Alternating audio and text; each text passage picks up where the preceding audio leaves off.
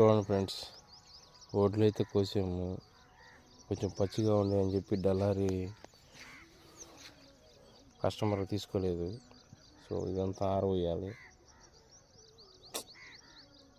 ఆరబోసినాం. అయినా రేపు ఎల్లుండి వస్తా అంటుండ్రు.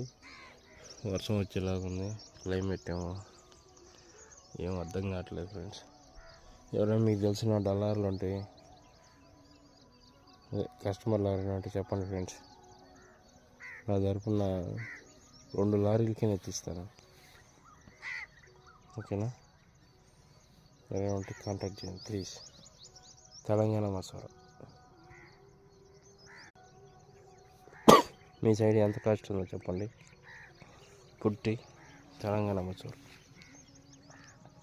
మన సైడ్ 21,000. ఓకే.